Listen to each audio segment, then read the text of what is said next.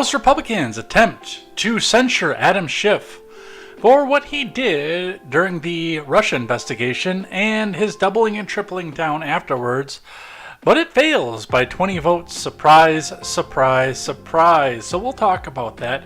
Who voted for, who voted against, and what is going on with that. In other news, U.S. inflation trends downward somewhat, but not in the way that Republicans would love to see it trend downward. So we'll be talking about what this means, what the inflation actually looks like when it's compounded on top of the inflation from the previous year, and what the American people think about this. The Washington Post is under fire for misleading headlines on target bomb threats because, well, apparently when you anger the Moloch crowd, they react in kind. So we'll be talking about that, what's happening there, and what's going on with that. And Ukraine and Russia continue to fight as we look at this and wonder whether or not this is going to be our next Afghanistan. It is going to be all of this and more. I was the one flying the balloons. I am J. Edgar, and this is Contemporary.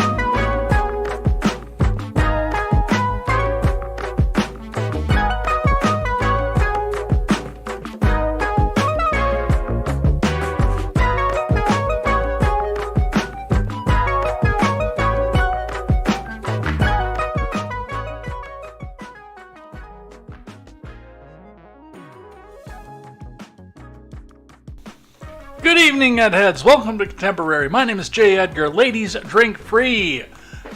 Come on in, strap yourselves down. This is your evening news, and we have got a lot to go over here today. Now, mind you, the majority of the show that we have out, that I've got laid out for you today, is leftover from yesterday. What's the upside of this? We're not going to spend 2 hours talking about the indictment of Donald Trump. I can't believe the amount of time that we have spent on this over the last 4 days, but it is a huge deal. And I don't want to minimize, by the way, for any stretch of the imagination, how big of a deal it is, the fact that we are looking at a situation where a former president, presumptive nominee, and political rival of the current sitting president and his Department of Justice were indicted in a federal court. I mean, it is a big deal. It was just as big of a deal when Alvin Bragg was the first person to ever indict a sitting president or a former other president of the United States. But we're here. We have people that actually ran on "we're going to go get Trump" that are coming out and doing this, and people who were hired with dubious allegiances and alliances. And yes, it does warrant some conversation, but hey, after 4 days, we actually get a break from it, and we get to catch up with some of the stuff that we had going on here. So grab some friends, have a sit, have a conversation. We do look at live chat in between topics, so definitely come back in, and if you've got some grievances with what's going on in the news, let us know over here at Contemporary, because we want to hear what you have to say as well on the People's Show. So let's get into it. Let's get started.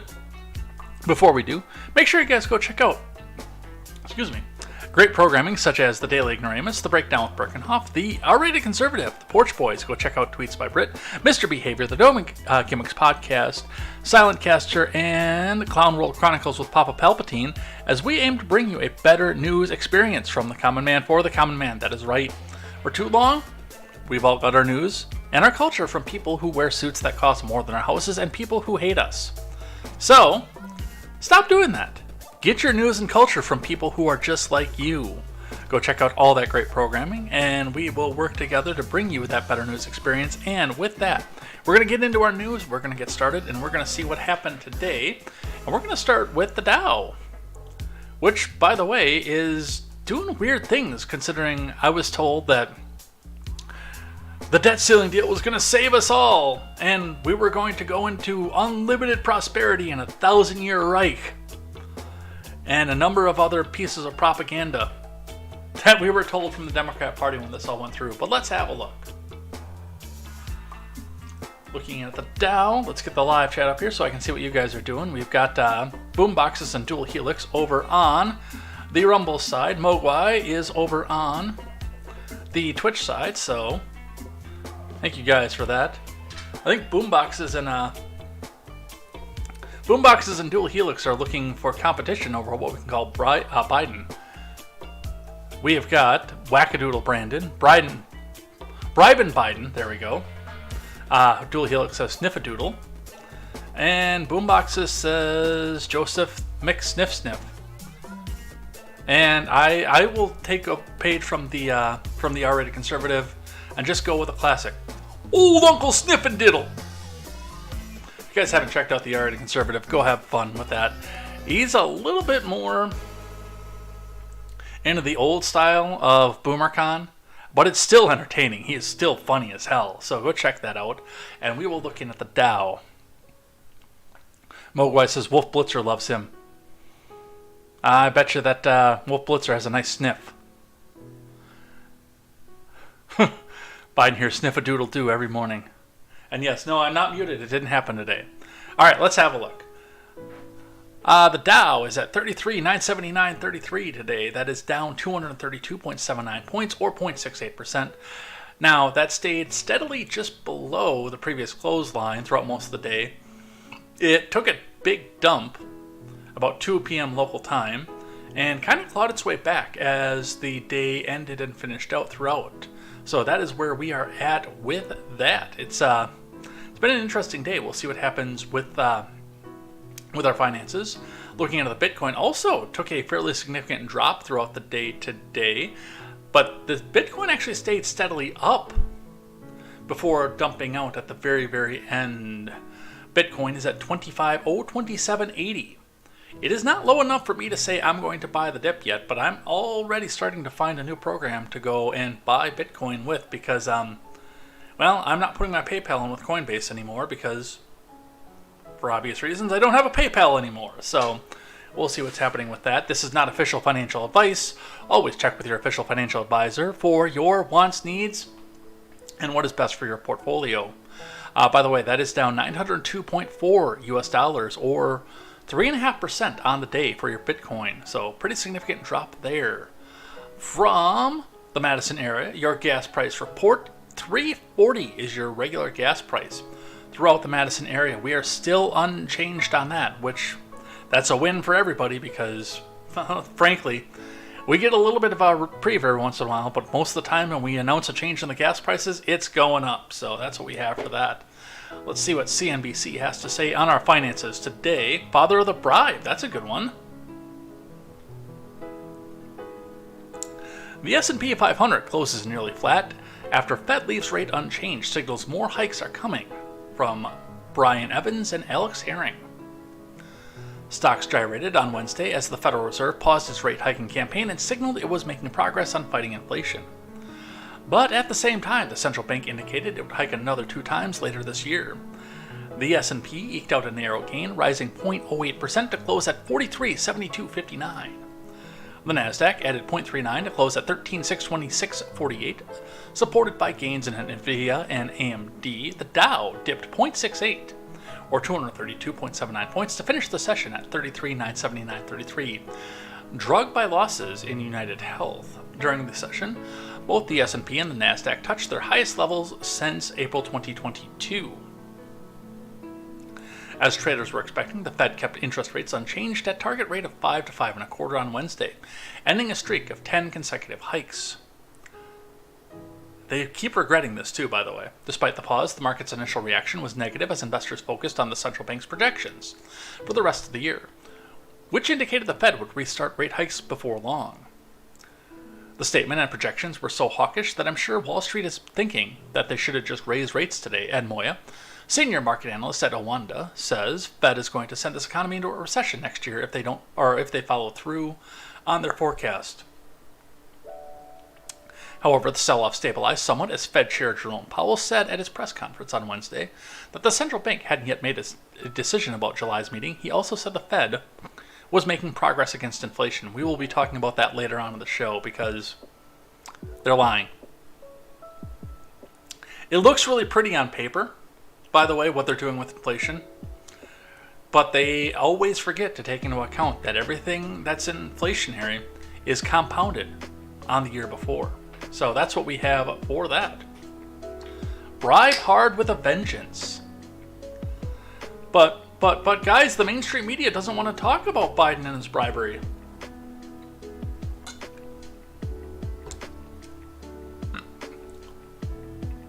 All right, let's look at our layoffs report here today.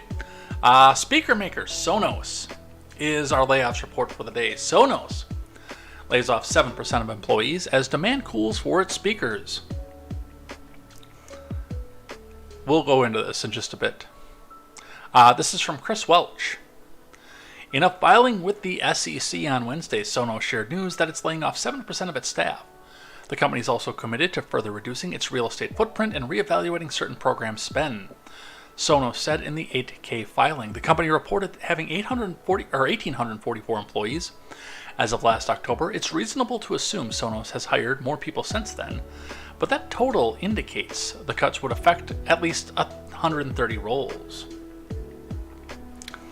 We have acknowledged that if we start to deviate from our performance expectations, we would take action to adapt and protect profitability while still investing in our exciting product roadmap to drive future growth. Sonos CEO Patrick Spence said in a statement, in the face of continued headwinds, we've had to make hard choices, including eliminating some positions and reevaluating program spend. Right now, our number one priority is providing our departing teammates with respectful and compassionate transition, and have focused on providing resources to support our employees financially, mentally, and professionally as they navigate what comes next, Spence added.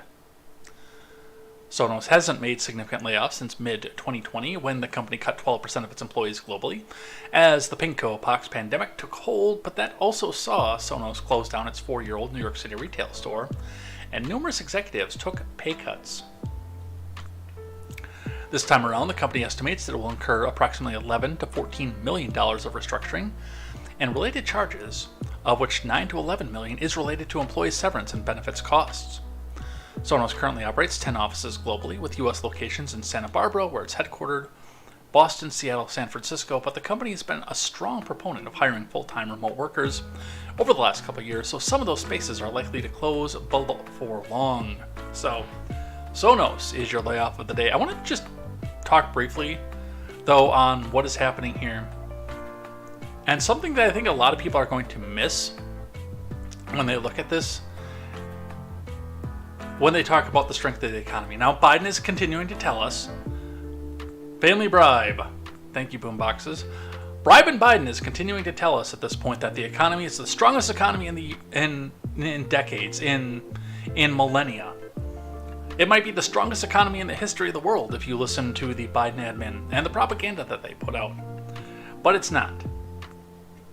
If this was the strongest economy that we've ever had, Sonos wouldn't be laying off because of decreased demand for their products. It's the same thing that I started predicting both during the Pox pandemic, when people were getting laid off because of that, but also as inflation took hold on everything, including food, and people stopped looking to buy the luxury items.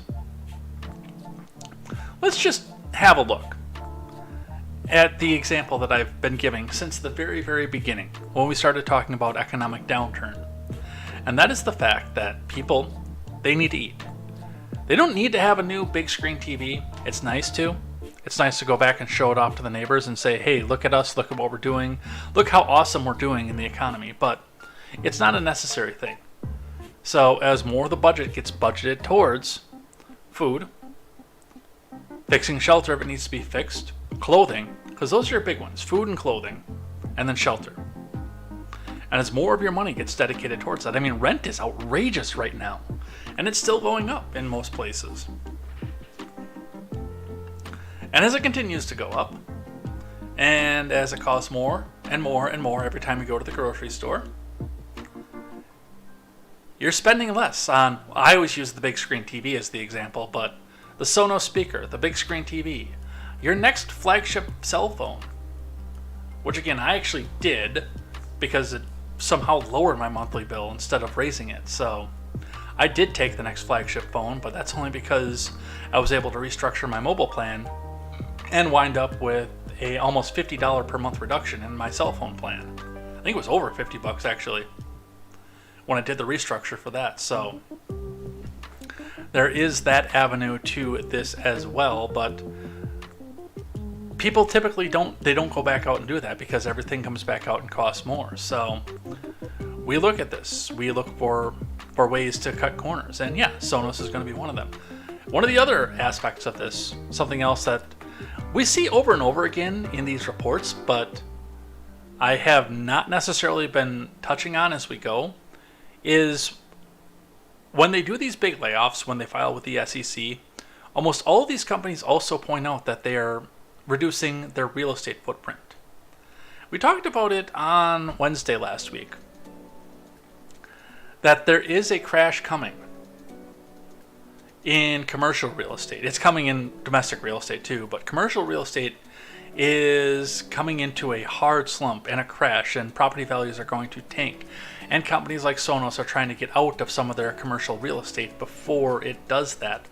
But as they do that, as all the other retailers do so, plus the fact that all the Bed Bath & Beyonds are now closing, and everybody else, all the other places that are closing, as they go, as they restructure and reduce and redo their real estate footprint. I mean, some of these buildings are sitting vacant still. Over in Onalaska, which is close to where I live, a Shopko that has been empty for literal years is finally becoming a Five Below, which means it sat empty while the developer sat and paid taxes on it. It was probably paid for, but sat and paid taxes on it. It sat empty for all those years, making nothing until the price finally came down enough that a Five Below came back and snapped it up. And we don't have enough startups or even big business expansion to grow into these buildings that these companies keep selling. So we'll continue to watch this and see what happens with that and where that goes. But we have got to talk about our main news of the day. We're going to actually start talking about Biden and Trump for just a little bit. Not 2 hours, thankfully, but I wanted to start with this one from the Daily Mail.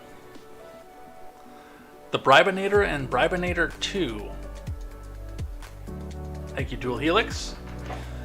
Fox News Chiron calls Biden a wannabe dictator, who had his political rival arrested as president spoke at White House after Trump indictment.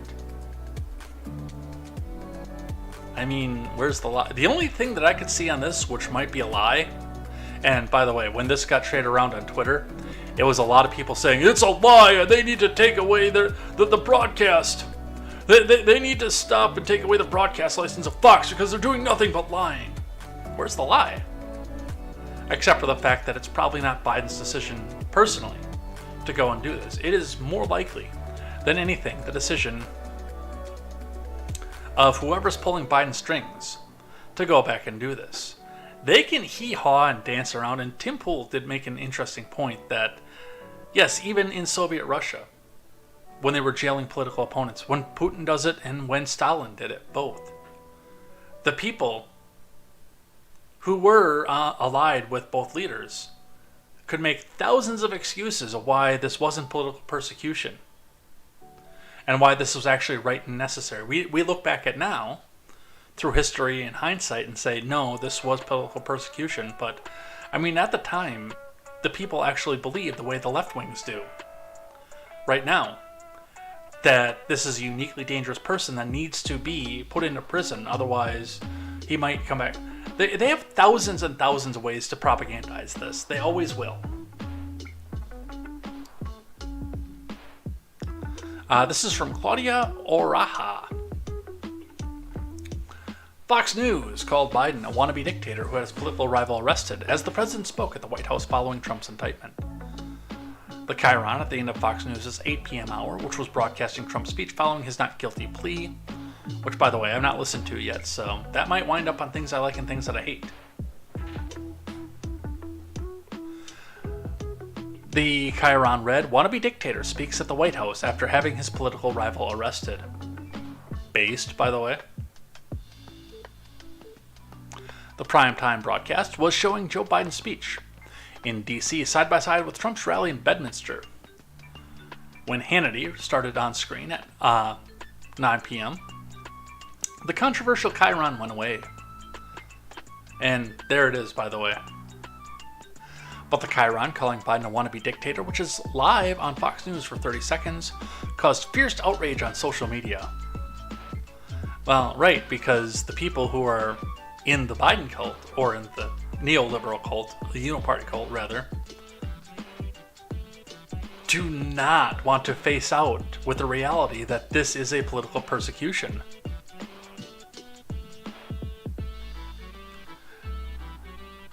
Boomboxer says, Brian thinks what he's doing is bribelicious. Brandon is bribe-tastic.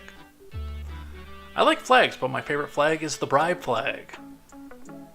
Happy Bribe Month. Nice. One person said, why would a large network news channel like Fox let some disgruntled conspiracy theorist in the back control the chyron? Pot kettle. I'll come back out and tell you that right off the bat. Another person sharing the image of the broadcast mocked the news outlet with the caption, fair and balanced news. A third said, I expect Fox to go lower than low, but talk about fanning the flames. Others made light of the situation, writing, Fox took off the gloves. Another said, oh dear. Seems Fox forgot how much they lost in the Dominion case.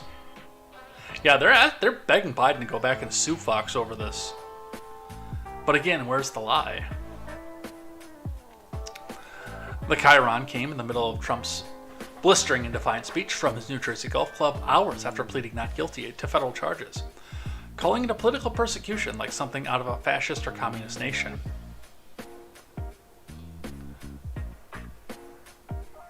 I did everything right, and they indicted me, he complained while surrounded by supporters back on his home turf after his day dealing with the criminal justice system.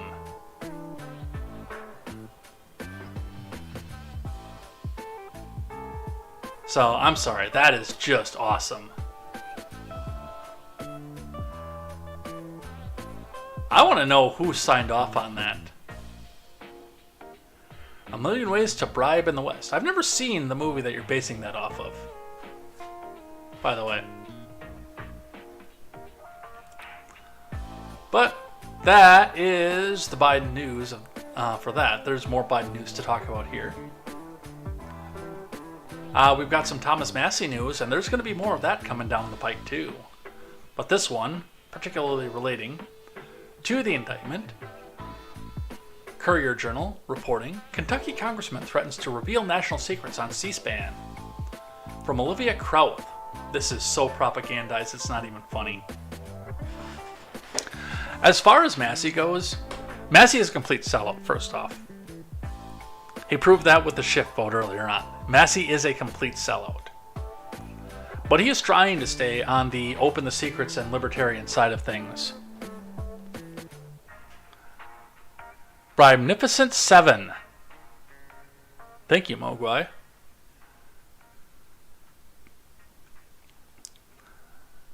So if this is, by the way, something, if he goes back and puts some of this out there that's going to put somebody in the direct line of fire or get somebody killed, I don't think that he's going to read that, but that's not going to stop the Courier Journal from propagandizing and saying that anything that Thomas Massie reads is going to be heavily militarized secrets, which the vast majority of classified material in this country is not. Weekend at Bribees. That's a good one. I'm enjoying this mostly because the more you guys chat, the more that we get promoted out on the platforms.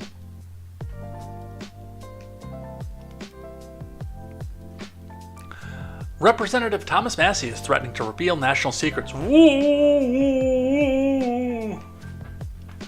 Massie, a Kentucky Republican who tends to embrace the Tea Party and libertarian ideals, believes a clause in the Constitution enables him to read top-secret information, included in documents involved in former President Trump's latest indictment, tied to his handling of classified information allowed in committee hearings, which are broadcast live on C-SPAN. We'll talk about the propaganda about this in just a moment. Let me read a little bit more of this. For what it's worth under the Constitution, no member of Congress can be prosecuted for reading aloud on the floor any of the documents Trump allegedly has copies of, Massie tweeted in a statement on Monday. As of Wednesday, Massie had not acted on his reading of the law by revealing top-secret information. Massie, who represents Kentucky's 4th Congressional District, has accused President Brandon's administration of weaponizing government with Trump's indictment. Biden has said he's never pressured the Department of Justice in the case, and has not and will not speak with Attorneys General Merrick Garland about it. As part of the indictment, Trump faces 31 counts of willful retention of national defense information under the Espionage Act. The documents were described as some of the country's most important secrets, and yet you can't prove any of that because it's top secret, and the world can never know it! Requiring special handling, the originator determines who receives the documents and not for release to foreign nationals, according to the indictment. So, there is some propaganda with this. Part of this is going to be, by the way, to get C-SPAN to temporarily shut down.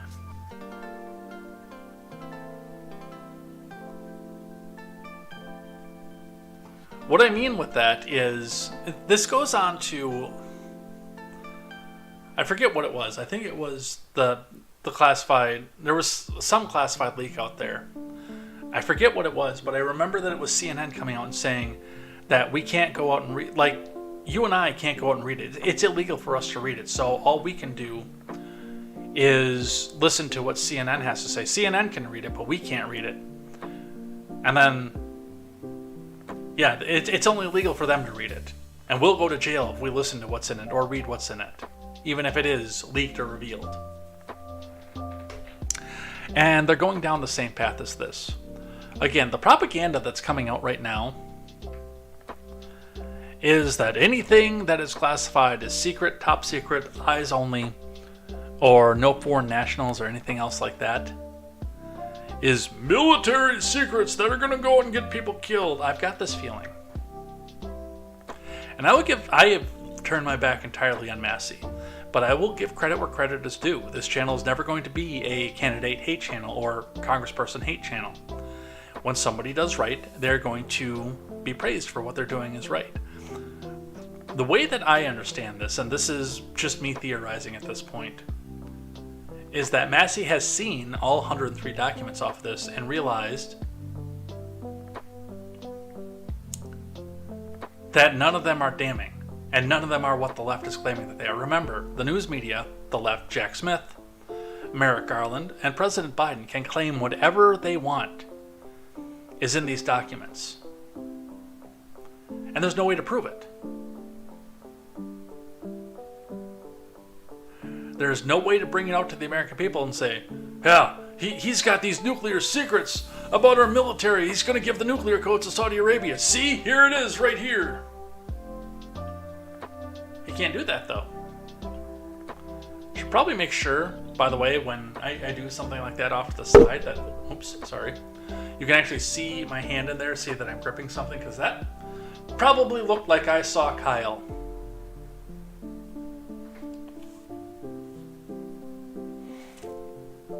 Mogwai says, Avengers bribe game. Boomboxes says, bribe runner. And then Hunter's new movie, Full Metal Laptop. You did that last night, and I liked that. Full Metal Laptop was the one that we did at the very, very close of the show last night. And that was hilarious, by the way. I like that one. But again, like, the Louisville Courier-Journal and Olivia Krauth are going to come out and try to propagandize. So you're too afraid to go back and actually look and see what's actually in these. People like that want you to believe that you'll know something, or that we've got to shut this down because the Saudis will know something. And I've been saying since they went into the Mar-a-Lago, I want to see what's in the documents. Show me the documents. Or shut your mouth. Plain and simple.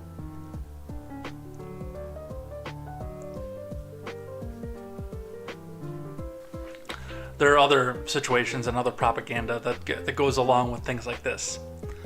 Like with the Chelsea Manning. I don't think they've gone this far with the Teixeira leak, but like with the Chelsea Manning leak and the Reality Winner leak, they come back out and say, "Oh, well, but the thing is with classified documents cases, even if the jury can't see them, there are special procedures that the jury can still go through because we could still prosecute Reality Winner." The difference here is the fact that the documents were already leaked, therefore nullifying their classification. AKA, lay people had already seen them. They'd already been widely disseminated. The cat was out of the bag.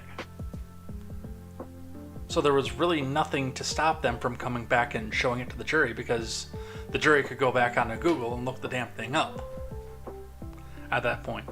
To this day, other than apparently some driver somewhere, nobody has seen these documents. And allegedly, on tape, somebody at the Bedminster Club. Mogwai says, I heard there was a movie in the laptop called Hunter Does Dallas. Maybe. Dallas is kind of a filthy shithole, though, from what I understand. Although McLeod kind of likes it, I think. Alright, let's talk about... We're going dangerously down the path of spending 2 hours talking about Trump again, so we're going to keep moving on. We've only got 2 more articles on this, and we're not going to spend another 60 minutes talking about 2 articles.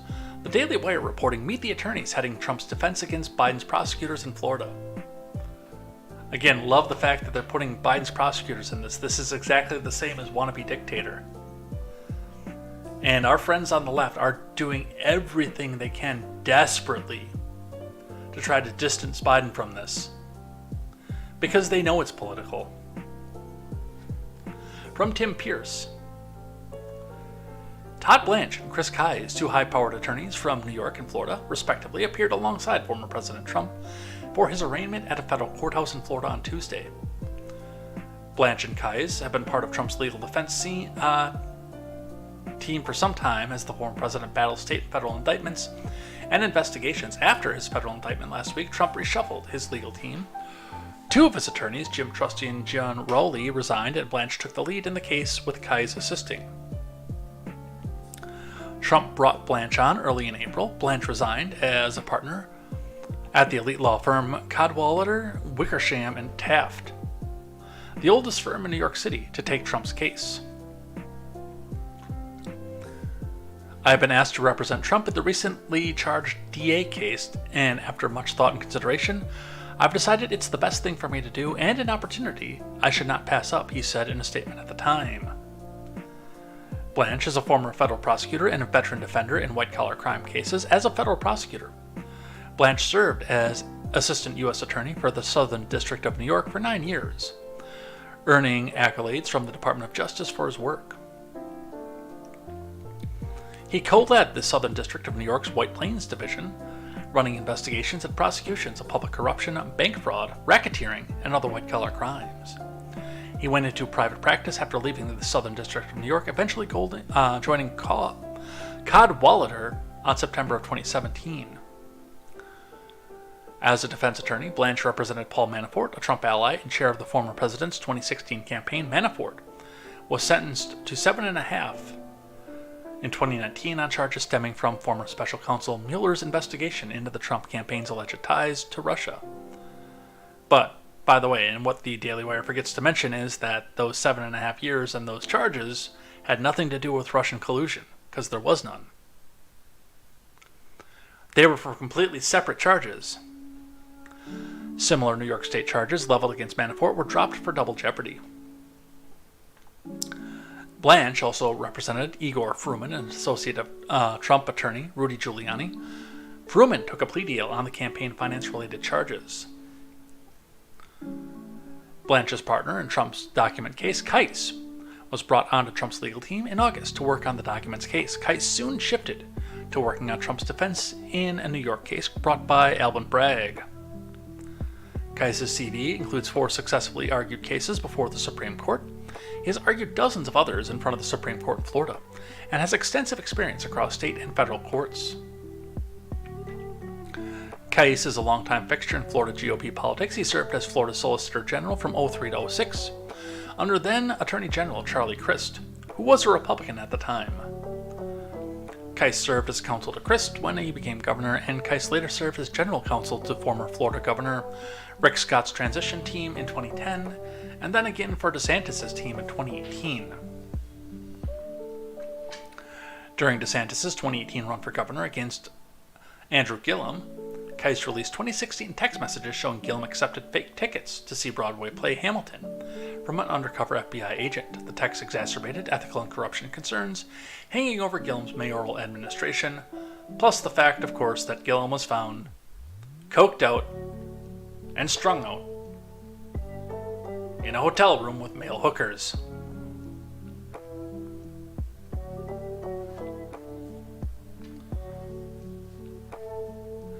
Alright, we've got more bribe jokes. Mogwai says, the full bribety. No country for old bribes. Dual Helix saying his wasn't too good, but we're going to read it anyway. Old Man Mutant Worst Ninja Bribbles. C. I like Hunter's other new movie, Crack House 2. So, that's the attorneys. It's interesting, by the way, on this, when we look at these two attorneys. Keiss himself may be, well, the left is going to see him as problematic no matter what, because he served under Crist when he was a Republican, Rick Scott, whom they hate, and DeSantis, whom they hate. So there's that aspect of it. But has also been a staunch Republican. But the first guy, Todd Blanche, is well respected in left-wing circles, or was until he went to do this, apparently. Like, he's got a record of working amicably well and for Democratic administrations. He was in the Southern District of New York. Courts are not supposed to be biased, but I mean, look at SDNY. Come on.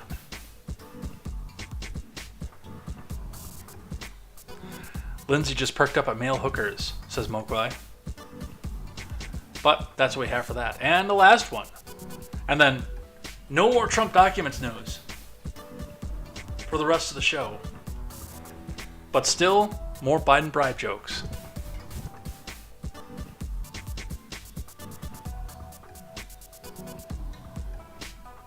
Some video of Mike Pence. Trump indictment is a sad day in America, Mike Pence says. Let's listen. Former Vice President and current presidential candidate, Mike Pence. You're on a sad day in America.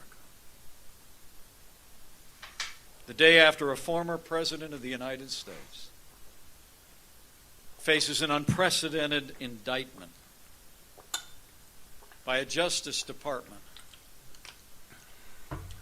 run by the current president of the United States and a political rival.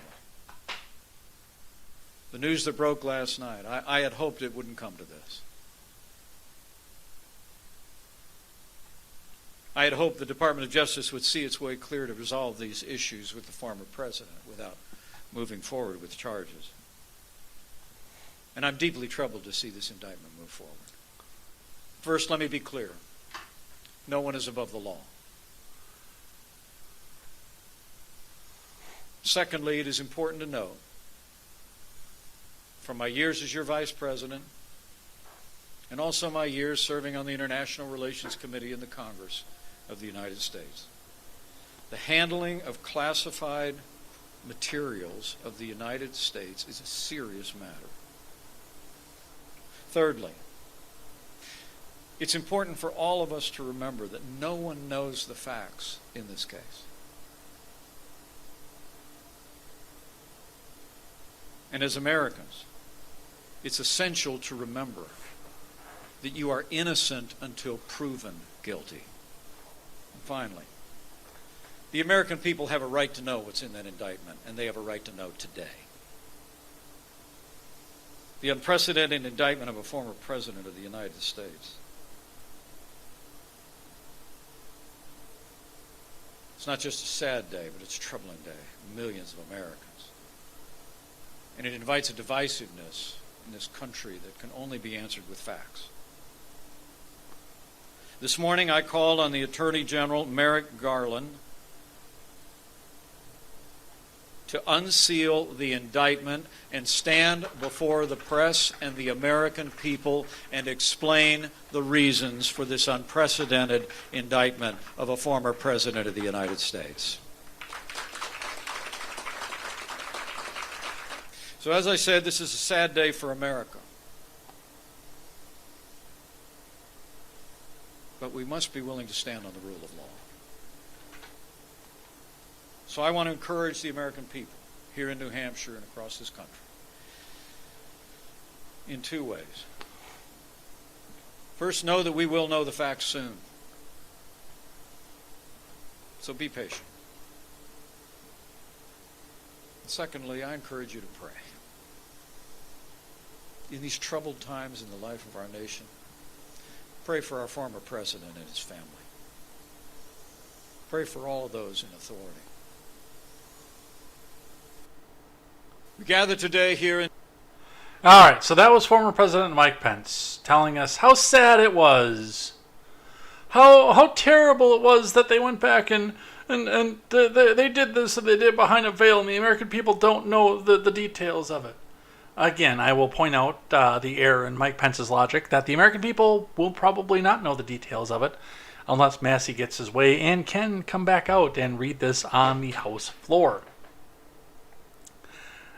That's number one, too. But, I mean, Pence is sitting there with his fingers crossed behind his back. Absolutely, when he's saying this. Like, oh, it's so terrible. Such a sad day. We need to stop this uniparty from... no, he's part of the uniparty. We need to stop these Democrats from politicizing the DOJ. And what a terrible day. Oh, no. Oh, no. But don't worry, we won't do this until after the 2020 election, and once we get Trump out of the running, and after he's too old to come back.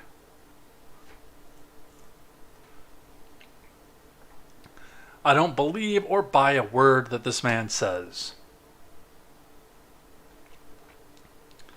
All right, and we are done with this segment of the news.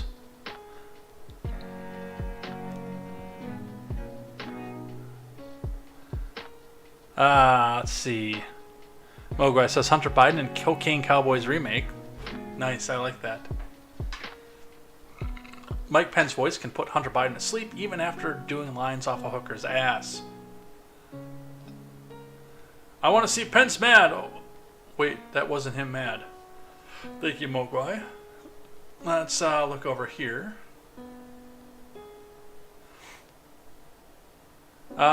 Helix says, Journey to the Center of the Bribe games. He's a dog-faced pony soldier.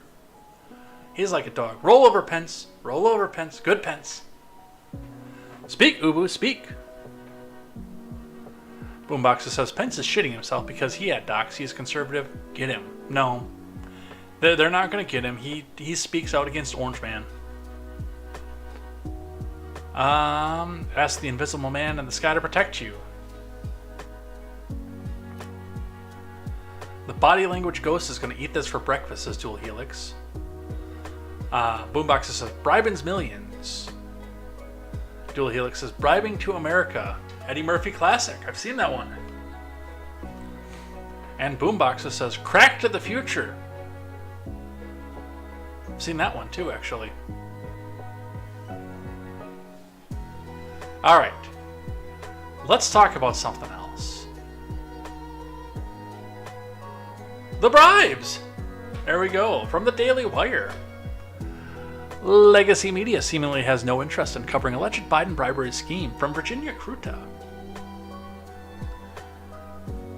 Legacy Media appears to have no interest in an alleged bribery scheme involving then-President Biden, his son Hunter, and an as-yet unidentified foreign national. That's good, I like that. Mogwai with the win.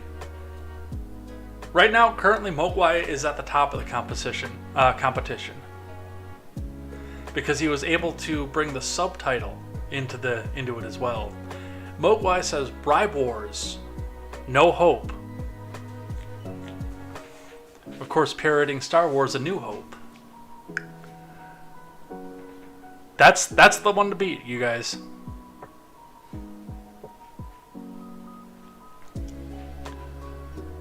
Alright. When Chuck Grassley and Jim Comer came forward with information about the alleged schemes, Legacy Media outlets should have been all over the story, but they were not. Yeah, I remember. It was almost impossible to find anything on this story. I complained about it on that day, on Thursday last week, that all I had for source material for that was like 7 Fox News articles, a few from the Daily Wire, I think one from The Blaze, and there was maybe one from Politico that was bashing Grassley, and one from NPC News that was really, here we go again. 17,000 Leagues Under the Bribe.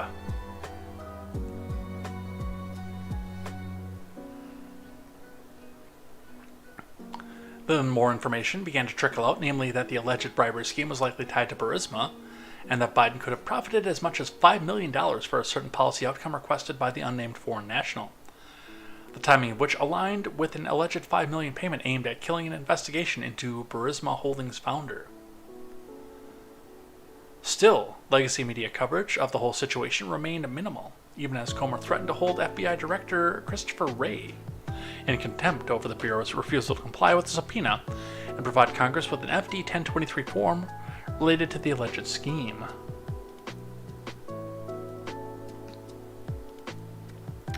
Grassley gave several updates in recent days as well, noting that the FBI did allow some members of Congress to review the FD 1023, but despite already being unclassified.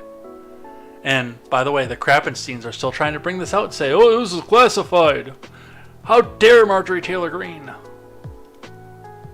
read this, because this is classified."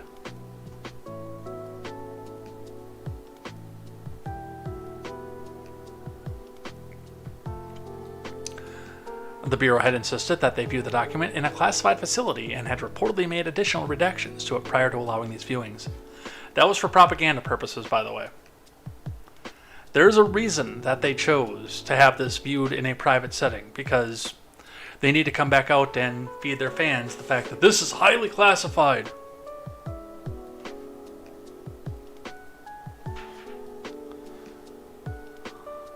Grassley, who read the unredacted version of the FD 1023, announced on the Senate floor that one of the redactions, including the claim that the unnamed foreign national had reportedly kept a number of recordings of conversations to the bribery scheme, 15 conversations with Hunter, and 2 with Joe Biden, as sort of an insurance policy if things should go wrong.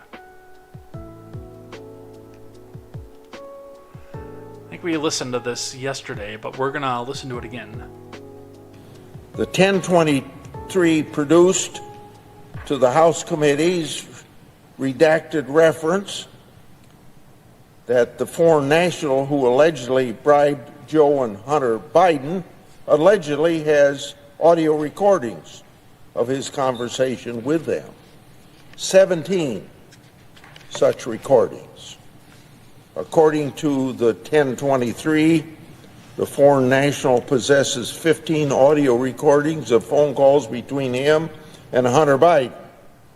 According to the 1023, the foreign national possesses 2 audio recordings of phone calls between him and then Vice President Joe Biden. These recordings were allegedly kept as a sort of insurance policy for the foreign national in case that he got into a tight spot. And still, the legacy media outlets appeared disinterested. The Media Research Center's Newsbusters laid out a stark comparison following the two major stories that broke on June 8th. One involving the alleged bribery scheme, and the other involving another indictment of former President Trump. Technically, the bribery scheme came out on the 7th, on Wednesday. But it's also interesting, the timing, the fact that when most of us were starting to talk about what was happening with the bribery scheme was the same day that they decided to release what was going on with Trump. On June 8th, former President Trump was indicted by the special counsel in the classified documents case.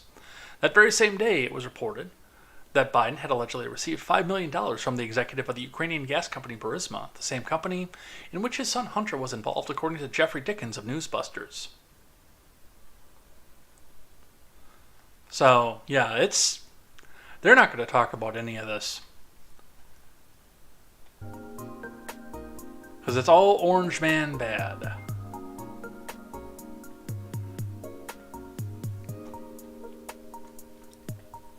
Alright, let's see. Mogwai says, bribe out Old Vegas. Let's see. Boombox says, I spotted Hunter at a Cracker Barrel the other day. Jewel Helix says, Planet of the Bribes, Nightmare on Bribe Street. Boombox says, Hunter hears crack-a-doodle-doo every morning. Helix says, additional 15, who do we speculate that it is? I don't know enough about Burisma's top brass to make a speculation on that. And I'm sure that's very, very hidden anyway. I bet we probably heard of this foreign national. Maybe.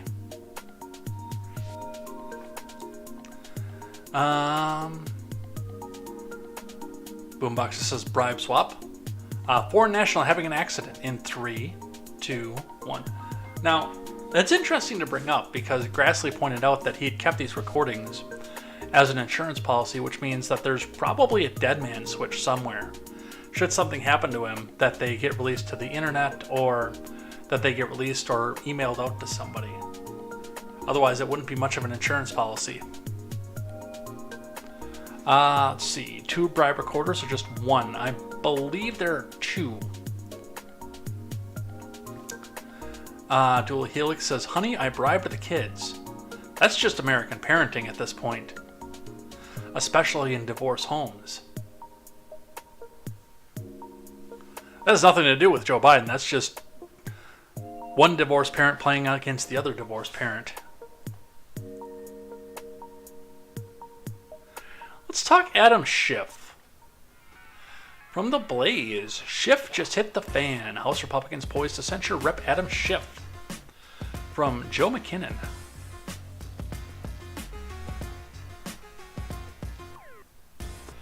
The GOP-controlled House is poised to censure Adam Schiff and possibly fine him $16 million for his role in advancing the debunked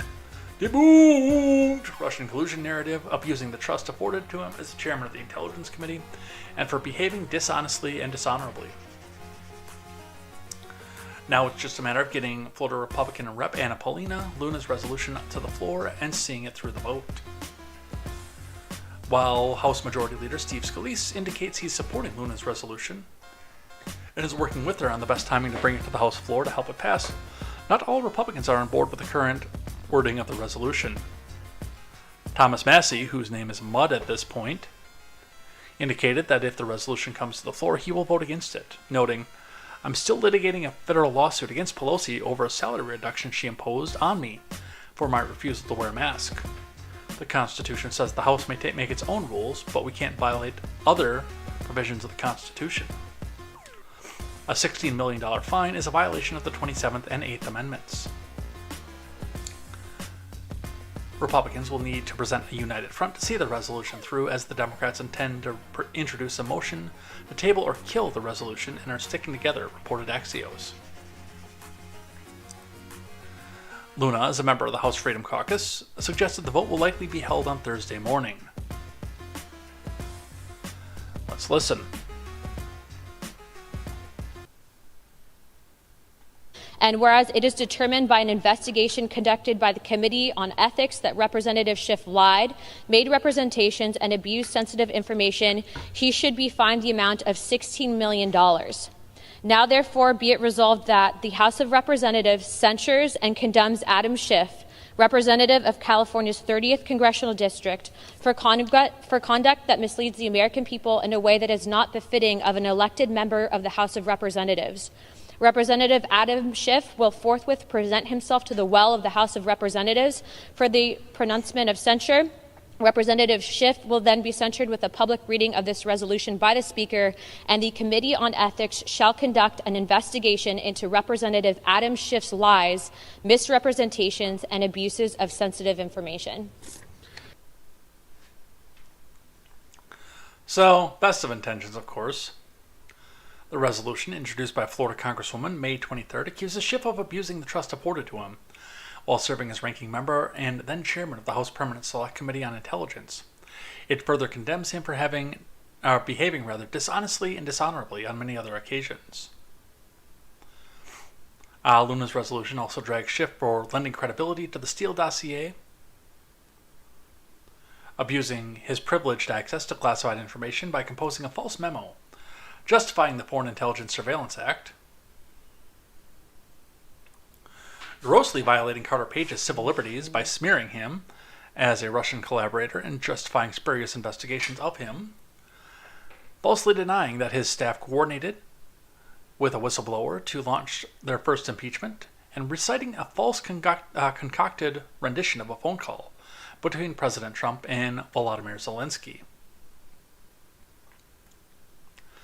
Luna claims Schiff owes the American people a debt, as his lies, misrepresentations, and abuses of sensitive information resulted in a Russian collusion investigation that cost the taxpayers $32 million.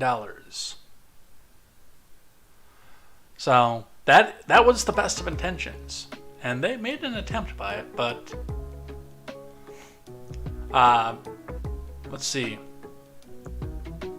Schiff hit Twitter with a response on Tuesday, employing a turn of phrase coined by Hitler. Today, Anna Paulina, Luna, introduced a resolution to censure and fine me $16 million. Authors of The Big Lie are attacking me for telling the truth and holding Trump accountable. This is not just an attack on me, it's an attack on our democracy, our hegemony, and the institution of Congress. Hi, Rep. Adam Schiff here to give you a quick update on the censure resolution. Rep. Luna introduced the legislation again today. It would still seek to censure me and fine me, and it has the support of Kevin McCarthy. The authors of The Big Lie would attack me for telling the truth. It's a resolution filled with Fox talking points and smears, but the real goal is to intimidate, to try to silence critics of the president. It takes issue with me for investigating Donald Trump, for impeaching him, for getting the first bipartisan vote to convict a president in U.S. history. They hope that I will back down, but I will never back down. But what they're also doing is trying to intimidate anyone else in the future from speaking out against the twice impeached, now twice indicted, disgraced former president. This is an attack. Adam, was there a sale at the Buzzword store? Like, seriously. How many buzzwords can you fit into one speech? Attack on our democracy, even as it's an attack on me and the institution of Congress. But I will never back down. Thank you. So he's fundraising off of this.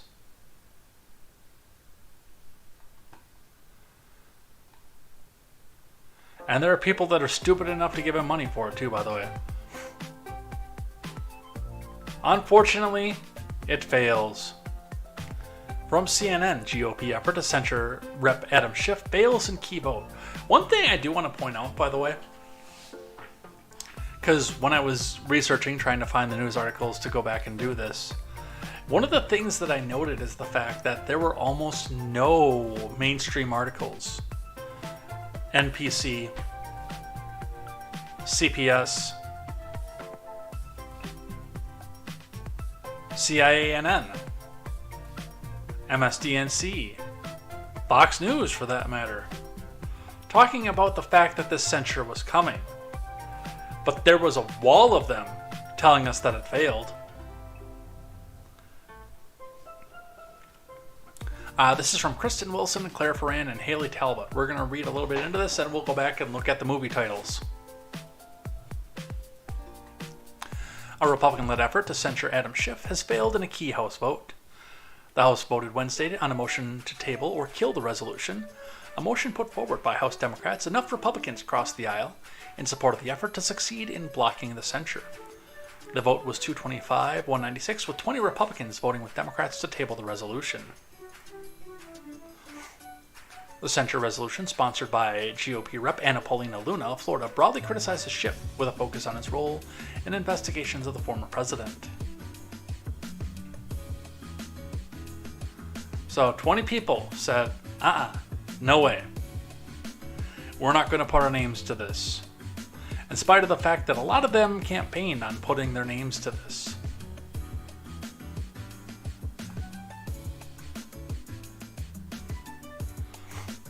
Let's see.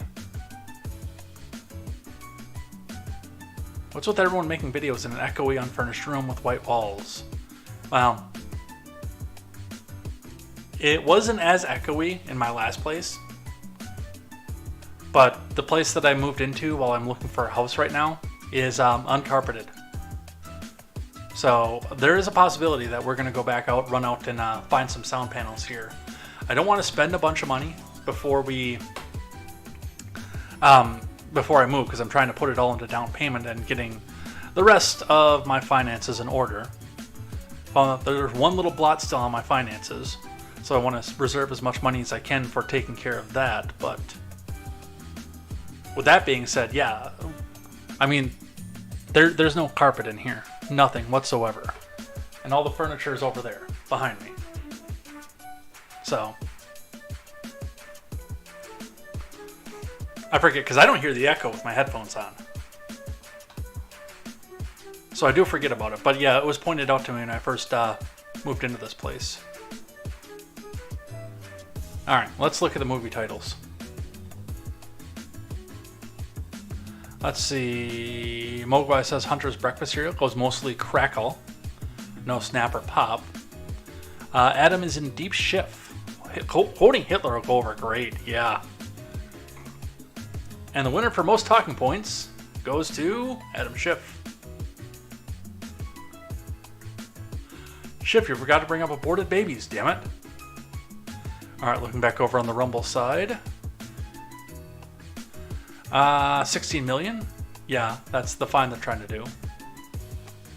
I'm surprised he doesn't have colored lights shining on the wall.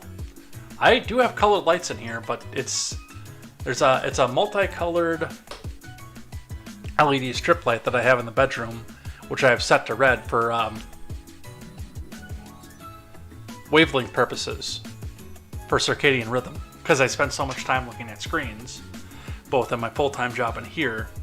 It does affect my sleep quality, so I have red lights to try to counter some of that. Oh, it was a criticism of the Schiff vid. I have echo in here though too, by the way. Yeah, your room is not unfurnished.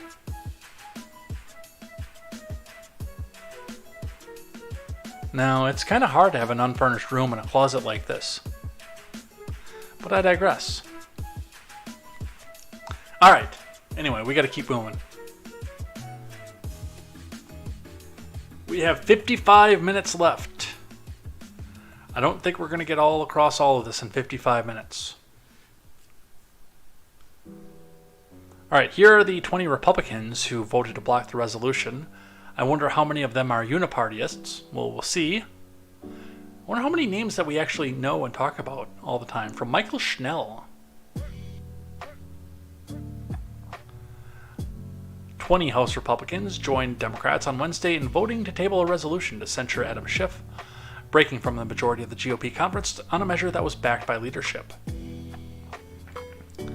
The 20 Republicans are Kelly Armstrong of North Dakota, Lori Chavez DeRemer of Oregon, Juan Ciscomani of Arizona, so far none that I know of, Tom Cole of Oklahoma, Warren Davidson of Ohio, Brian Fitzpatrick of Pennsylvania, that one I know, and he is He's a unipartyist.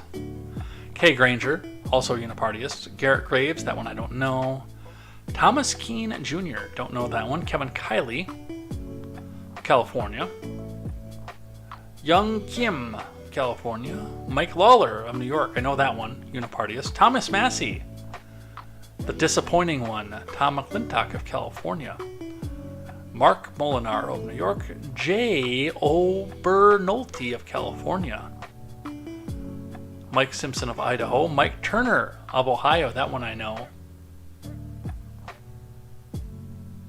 I'm a little surprised by Mike Turner, actually, on that one.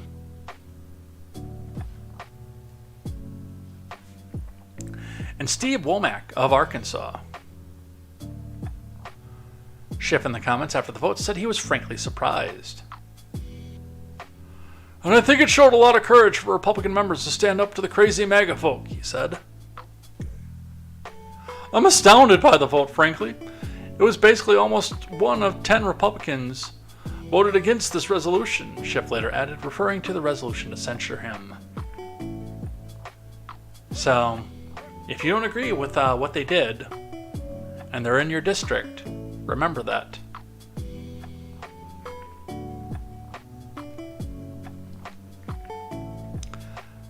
Thomas Massey trying to defend his vote. Thomas Massey is trying to do this against the mask rule.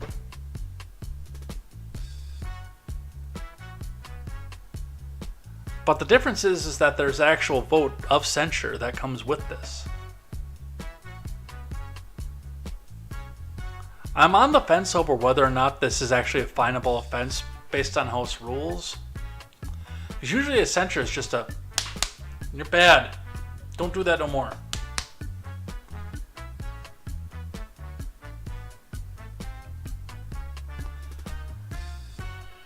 But DC Drano says Thomas Massey believes it's unconstitutional but doesn't provide alternatives for how we punish congressional members that help spy on a sitting U.S. president. Censure and fines are both constitutional. I like Massey, but on this I believe his claims are erroneous. And the last one we have on this is a commentary on what we just saw, and then we'll go back and look for more movie titles. Schiff immediately starts fundraising of House GOP's push to censure him. From Elizabeth L. Kind. Yeah, we watched the video already. Adam Schiff on Tuesday immediately started asking voters to contribute to his Senate campaign after House Republicans moved to censure him for numerous remarks that he made about collusion between Russia and the former president. Anna Paulina just walked off the House floor after she read the resolution to censure and fine me $16 million. The vote will be in the next 48 hours to distract from Trump's indictment and retaliate against me for impeaching him, but I'm not backing down. In a follow-up post he added, "This is not going to stop me from standing up for our hegemony. Pitch in if you're with me." Yeah. Because he has no shame. And a pencil neck as well. Look at that thing. Alright. Talking about Garland. Nope, I said I was going to read the chat first. Mogwai says, let's get our shift together so I can go watch Jurassic Bribe. That would fit almost more like with the rap group Jurassic 5 than Jurassic Park.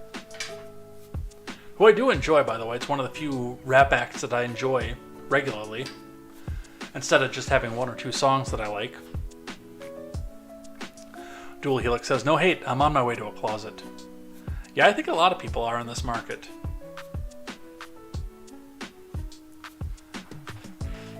Alright. Watchdog sues DOJ for records on Merrick Garland's role in Loudoun County rape scandal. From Luke Rosiak.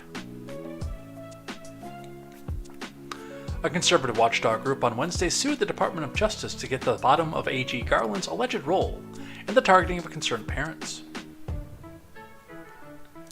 The White House reportedly worked with the National School Boards in association on the NBSA's memo which suggested invoking the Anti-Terrorist Patriot Act on parents and specifically singled out a Loudoun County father who was arrested for disorderly. The Department of Justice then used that memo to mobilize the FBI against conservative parents. The Daily Wire revealed the angry Loudon dad, who was George Soros-funded prosecutor personally tried to put him in jail, was incensed because the superintendent had lied about his daughter's rape. Virginia's Republican AG, Jason Miyares, impaneled a special grand jury to investigate the rape cover-up. The Democrat-run school system tried to shut the grand jury down, but the panel indicted the school system's superintendent and spokesman. In January, America First Legal, a group helmed by former President Trump, official Steve Miller, filed a Freedom of Information Act request for emails from Garland and another senior DOJ officials that concerned the Loudoun County Public Schools or mentioned the rape victim's family, the sexual assault, or the grand jury. In April, the DOJ told AFL, America First Legal, it would take 9 to 10 months to search for the records, plus more time to review them. This week, AFL sued to compel the DOJ to provide the records. Good. What's funny is, the mainstream media, when they were talking about Trump yesterday, oh, his big tactic is delay, and he's going to try to use delay in his favor, and delay, and delay, and delay. Meanwhile, the DOJ, headed by Garland, and who is currently attempting to imprison the former president, oh, well, okay, yeah, we'll get you these emails. It's just going to take us 9 to 10 months.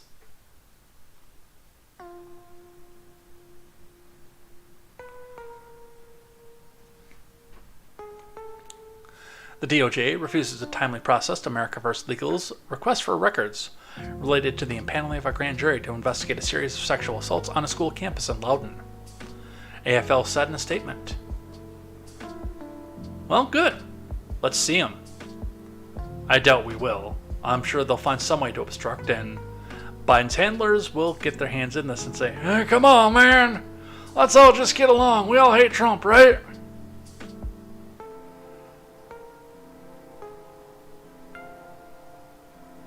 But that's what we have for that. Mogwai says Lindsey Graham lived in the closet for a long time now. He's still in the closet. That dude is so deep in the closet, he's finding Christmas presents. If a senator can stay in one, you can too.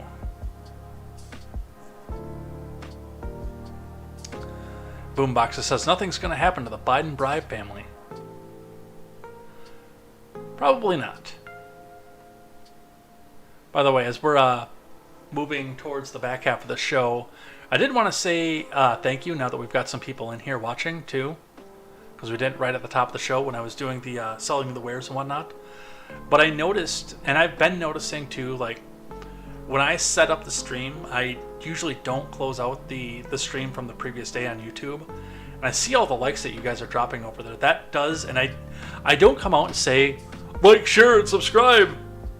Hit the bell notification. I don't do that because I think it's cringe when other creators do it. But I do want you guys to know that when you do it, I appreciate it. I do. And when you chat in the live chat, I appreciate that too. I think that's awesome.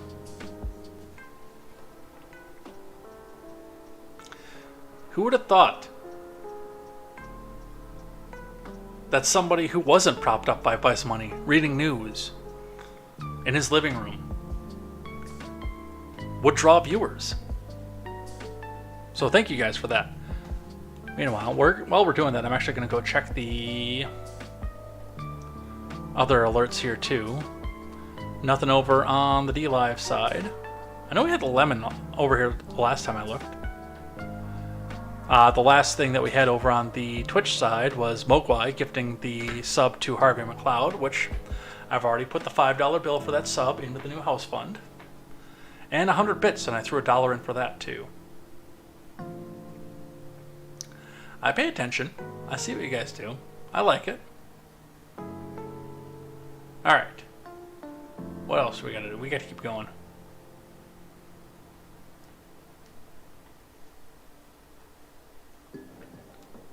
From NPC News.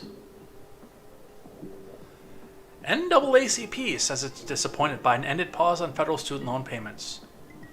No way! The people who are expecting handouts forever from the Biden admin are mad that they actually have to start paying in again. Oh my god, I'm shocked. I'm not really shocked. From Daniel Arkin. The NAACP plans to send a letter to President Brandon on Tuesday expressing deep frustration that the White House agreed to end the pause on federal student loan payments as part of a deal with House Speaker Kevin McCarthy that resolved the debt ceiling, according to a spokesperson.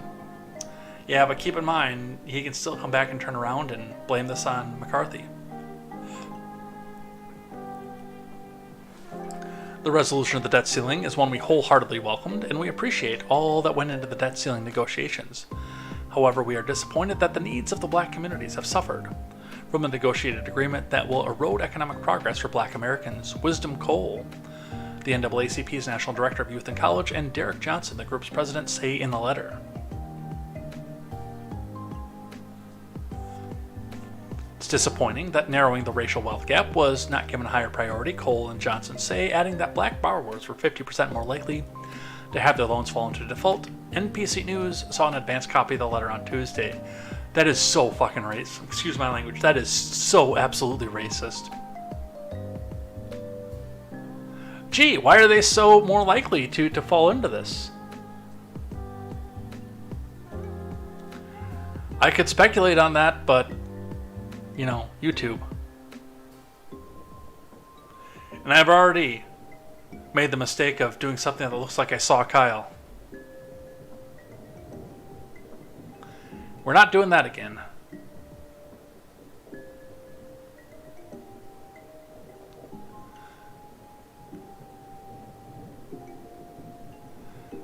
Biden has said that providing student debt relief is one of the admin's key priorities, aka buying votes. He extended a Trump admin policy that allowed federal student loan holders to forego payments without being penalized, and he issued several last-minute extensions. He also laid out an ambitious plan that would allow eligible borrowers to cancel up to $20,000 in debt.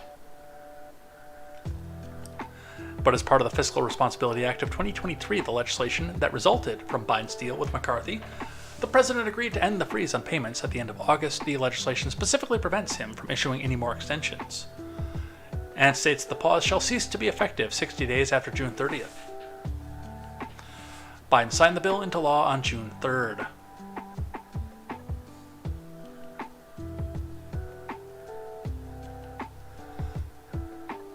Yeah, I'm shocked. They're so disappointed, and I'm shocked.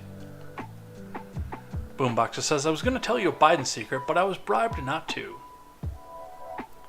What are they paying you? I'll double it. Mogwai says, I bow to them for throwing the race card in the student loan forgiveness debate. That's Johnny Cochran level bullshit.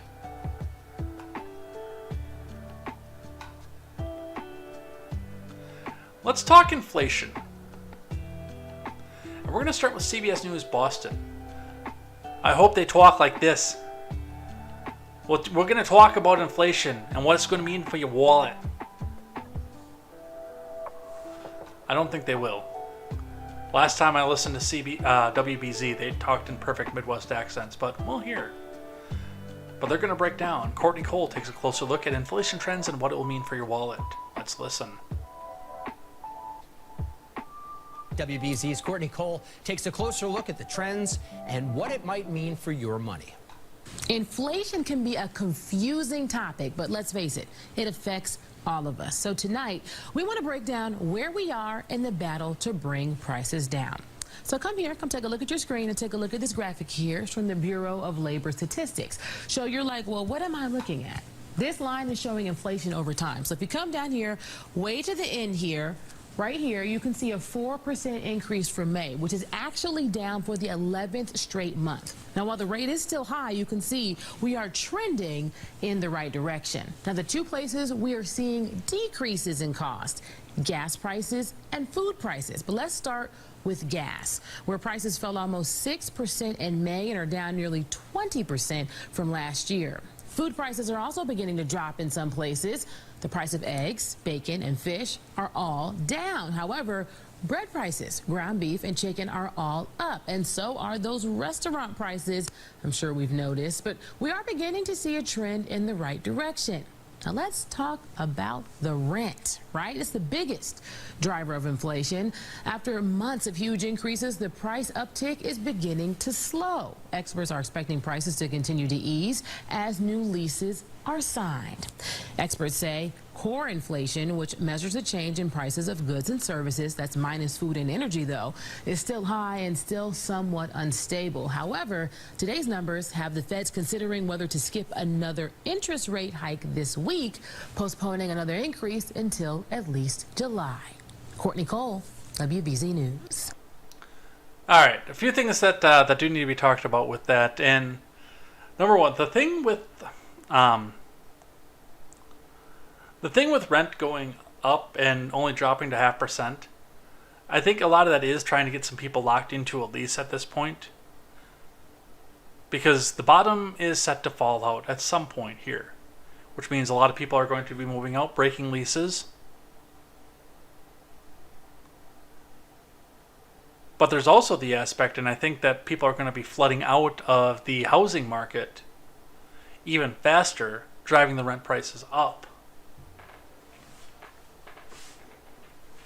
As more and more people lose their houses as we go back into the cycle. That is yet to be determined how that's going to be. Now, yeah, some of your base ingredients have come down a little bit, but especially on the eggs. But the problem that goes along with that is the fact that it's after they spiked so unbelievably high. And egg prices are still high, by the way, compared to what they were during the commie coup and before. They have come back down. They did have to draw back in because people weren't buying them, because we saw such an outrageous price for these eggs. $5-6 for a dozen. $8-10 for an 18-pack. And people weren't going to go back and buy eggs for that. But also the market was able to get flooded back up, and the supply chain was able to recover on some of that. It doesn't take as long to grow a laying chicken as it does to grow a full cow for beef.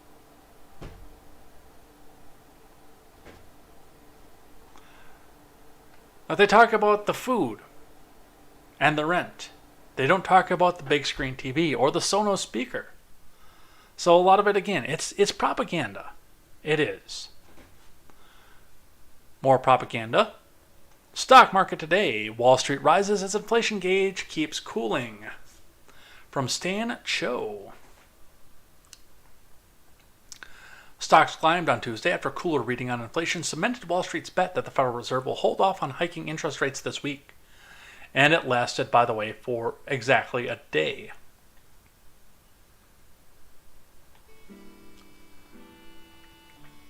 The S&P rose 30.08 points, or 0.7, to 4369.01.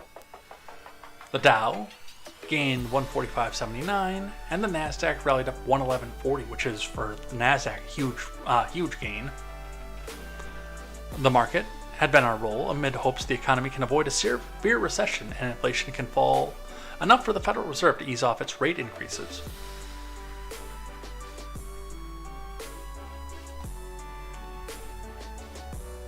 Tuesday's report showed that food, fuel, and other prices for consumers were 4% higher in May than a year earlier. But also, a year earlier in May, it was 9.2. The latest slowdown for inflation's peak of 9.1 last summer. 8.2, I'm sorry, not 9.2. We're getting to a point, and again, I keep bringing this up and mentioning the fact that every number that they show off, that they say, oh, we're doing so much better, look, we won, we beat inflation, is compounded on top of massive price increases the year before. The data pushed traders to immediately amp up bets for the Fed on Wednesday to announce no changes to interest rates. If it does, that would mark the first meeting on more than a year where it doesn't hike rates.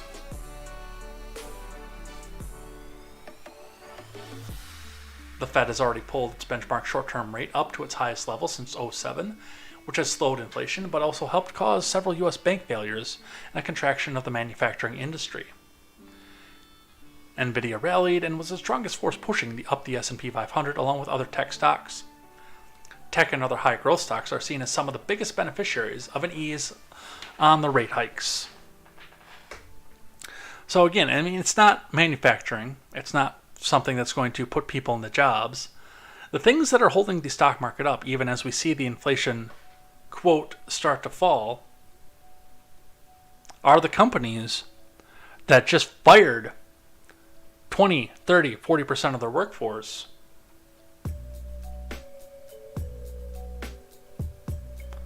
And are not putting out as much product as they were before still.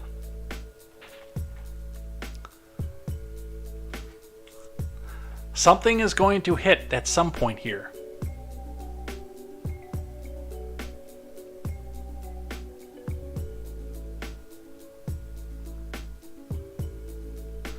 But that's what the markets are supposedly doing. And again, this is a day old, so we've already seen that they dipped back out. And the Blaze coming out to point out that the White House was mocked and ridiculed over failed attempts to spin good news on inflation. From Carlos Garcia. An attempt by the White House to spin inflation news as positive was mocked and ridiculed on social media on Tuesday. The White House tweets out, "Great news! Today's inflation report shows annual inflation is now at the lowest level since March of 2021, and less than half of what it was last June," read the tweet from the Biden admin.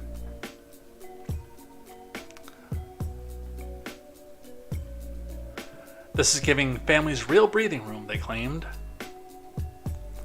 A graph of the CPI showed inflation increasing from about January 2021 until May 2022, when the percentage change began to fall while still remaining positive. Critics took the White House to task for posting the graph that clearly showed inflation skyrocketing to historic highs once President Biden arrived in the Oval Office. Not sure why the White House would tweet this chart. It shows inflation shooting up as soon as they took office. Then they take credit for dropping it down from 40-year highs. Strange flex, responded reporter Bill Malugan of Fox News.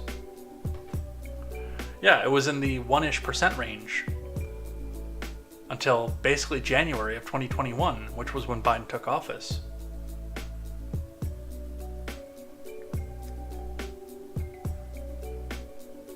"This is quite the cell phone. Just look at the timeline at the bottom of the graph," replied Jeremy Redfern, press secretary for Ron DeSantis.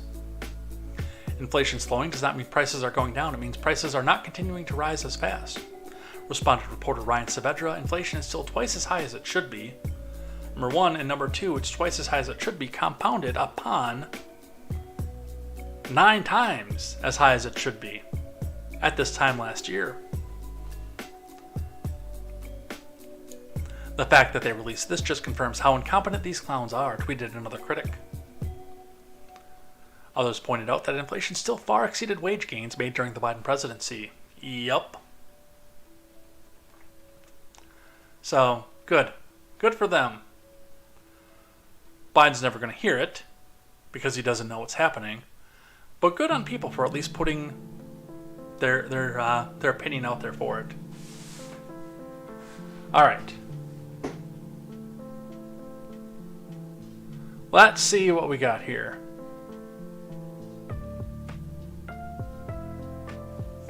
Mogwai says inflation is bad. Biden's bribes have tripled in price. Nice. "I just raised my prices 4% and Mog was upset." Mogwai says inflation is so bad Hunter couldn't stash. I don't know what you're trying to say, Mogwai. Hunter couldn't stash was only 10% pure. Soundcaster says, "Saying I fell for it, just signed a new lease." Well, you gotta do what you gotta do. I'm trying as hard as I can to get out of the leasing market. Mogwai says, "Just heard a great song from System of a Bribe." Soundcaster says, "Oh yes, Twitter where intellect goes to die. Please go bankrupt and never, ever, ever be spoken of again." That's rude. I'm trying to fix my finances, not go bankrupt.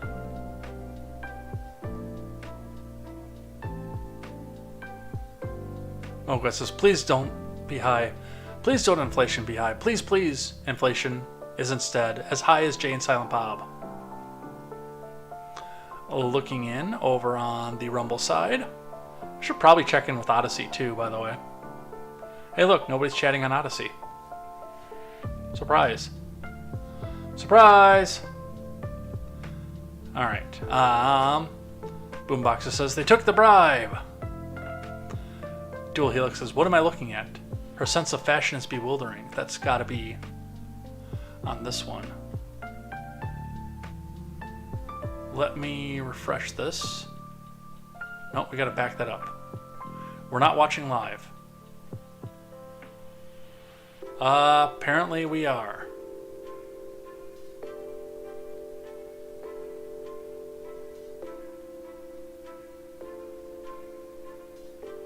Apparently I lost that story.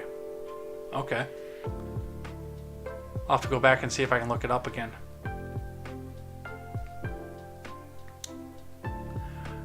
The look looks like a peanut butter jelly sandwich with mayo. I guess I wasn't paying attention to what she was wearing. But that's what we have. Let's talk DeSantis. What do we got? 131? Perfect. We still got plenty of time. We're going to break up these agencies. DeSantis reveals plans to tear down and rebuild DOJ and FBI. From Hank Berrien. That's not going to play well with the leftoids.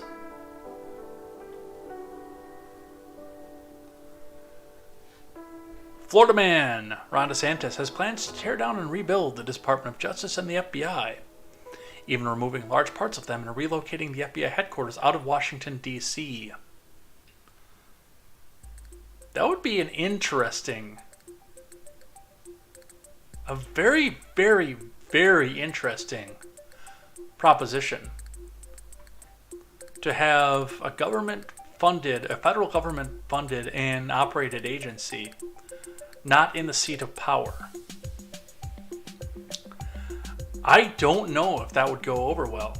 And I think that there might actually need to be a change in the bylaws to do that. We might need a constitutional amendment to do that, honestly. But I don't know how that works because the FBI was supposed to be a temporary agency. That would be an interesting take to see. I'm kind of curious to see how that goes. DeSantis has stated he will replace much of the personnel at the DOJ and its subsidiaries and implement disciplined and relentless strategy. So the DOJ resembles the Founding Fathers envisioned. I don't know, and I would have to go over the Federalist Papers again. I don't know that the Founding Fathers envisioned a DOJ. I think they were looking for that to all be at a state level. Don't quote me on that. Again, I would have to read the Federalist Papers again.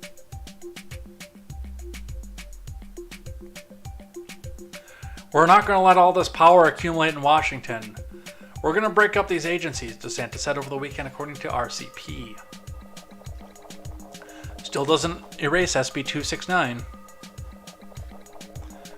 What we've seen throughout this country, the DOJ and the FBI are controlled by one faction of our society, DeSantis said, noting that the federal agencies were going after pro-life activists, investigating parents at school board meetings who are concerned about things like critical race theory, and forcing kids to wear masks, and colluding with tech companies to censor information, such as what they did with the 2020 election. Thomas Massie and Chip Roy, both staunch conservatives. Well, Thomas Massie maybe. Not so. I don't think he's as staunch as people think that he is. I mean, he voted for the debt ceiling increase.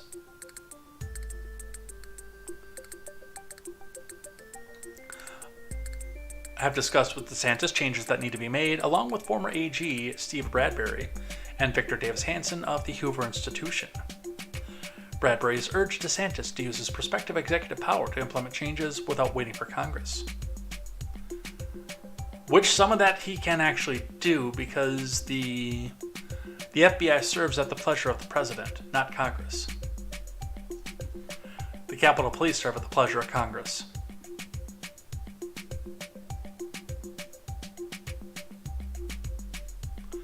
So actually, DeSantis and any other potential Republican president actually has a broad purview over this.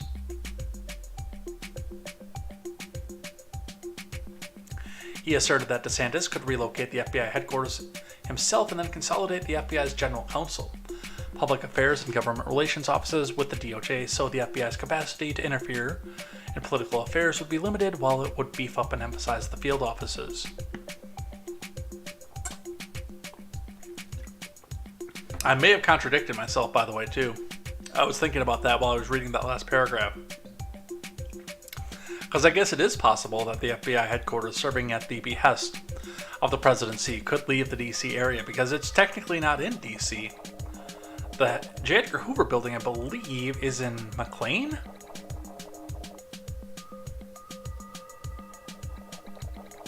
I mean, we can't Google the address right now because I'm sure that Google is hiding that so people don't make threats to the FBI. But I thought that was in McLean. I know the training ground is in Quantico.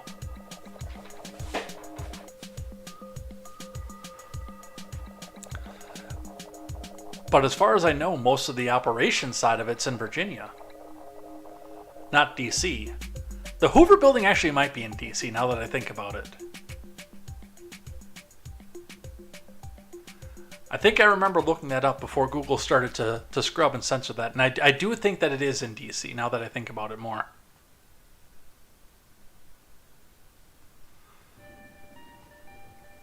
I should ask Stephen Ignoramus.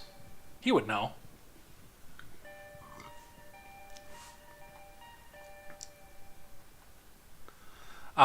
If you're performing poorly, you should be fired, DeSantis said, limiting his perspective that it doesn't matter what level the position was when firing somebody. It doesn't matter if you're a bureaucrat, if you're a political appointee. He stated that he would fire any DOJ employee working on a grand jury investigation, leaking information to the press. If they're leaking, DeSantis said, we're going to fire people. And again, these are all very, very pretty words, but your Republican predecessor, if you were to get the nomination, claimed that he was going to do the exact same thing. I have no faith in a politician that he's actually going to do this. DeSantis said he would fire Wray if elected. He would also direct the DOJ to target and hold accountable progressive prosecutors around the country who are not prosecuting cases against violent criminals. He has not been reticent to implement a high-level firing. Last year, he sent law enforcement officials to remove woke state attorney Andrew Warren of the 13th Judicial Circuit, who was backed by Democrat megadonor George Soros from office. And see, and some of this here is part of the reason I don't like DeSantis, because he is talking about doing things that I do not believe are within his purview to do. Now, moving the FBI office and cleaning house at the FBI, that's one thing. And the federal prosecution and the federal judiciary, that's also within his purview. With checks and balances on the judiciary side, obviously, of course. But as the president, if he were to, God forbid, win the presidency, DeSantis would be the chief law enforcement agent of the country. The problem that I have with this is the prosecutors he's talking about firing at the state level are typically, I think almost exclusively, put into play by at least a state election, if not a local election. I don't know that DeSantis has the purview to do anything about that.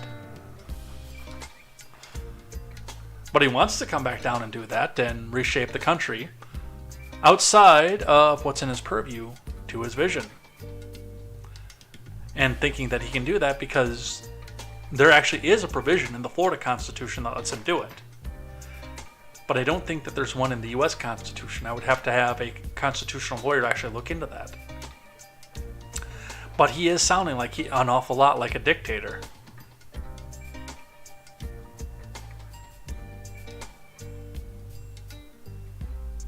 So, I do think that the FBI needs to be redone. And the state level prosecution needs to be redone, but we've got to get people voting in those states. Not having somebody sign off on it unilaterally with a pen. I also find it funny. He says, we're not going to let all this power accumulate in Washington. Now let me see if I can go down and fire all your prosecutors on a state level from my perch in Washington.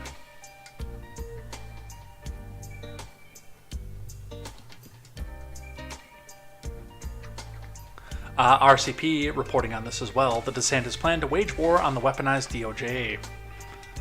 From Philip Wegman. Florida man Ron DeSantis has been working for months on plans to tear down and rebuild both the Department of Justice and the FBI, consulting with experts and members of Congress to develop a day one strategy to end what conservatives see as the weaponization of the justice system. The governor has privately told advisors that he will hire and fire plenty of federal personnel, reorganize entire agencies, and execute disciplined and relentless strategy to restore the Justice Department to a mission more in line with what the Founding Fathers envisioned.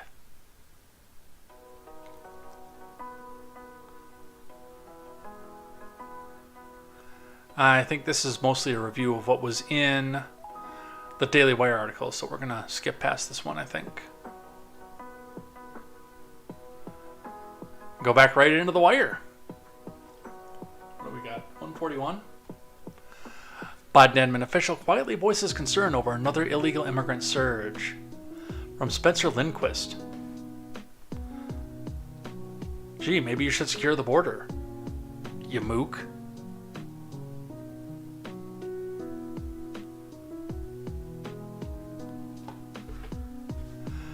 Anonymous officials in the Biden admin are voicing their concerns over another potential surge in illegal border crossings, a recent report from Politico reveals. While the Biden admin has touted the decline in migrant encounters since the end of Title 42, some officials reportedly fear that the success could be short-lived. There's absolutely a feeling of we can exhale now, an anonymous former Biden official remarked, unnamed sources, of course. But there's also enough experience that nobody's going to roll out a ban or say it's mission accomplished. It's too fluid. Meanwhile, an anonymous immigration policy expert discussed at talks with the Biden White House, noting that processing centers in Guatemala are overwhelmed. They're swimming in numbers, they're swimming in capacity. The scale of the operation has been very significant. The unnamed individual reportedly remarked, adding, they planned as much as they possibly could with the resources that they have. The former Biden official went on to say the admin simply doesn't know what the future holds for the border, stating, we don't know. Because we're in such new territory, the admin is really developing and using new tools together that have never been used before. They're not. Spoiler alert, they're not using new tools. They're trying to dance around and get the majority, the highest amount of people that they can get in, so they can slip more people into the big business buddies' payroll who can work under the table for a third of what the American people can work for.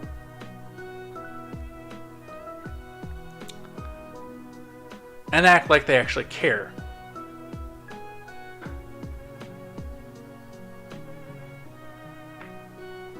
But if you're nervous about it, good, you get what you deserve.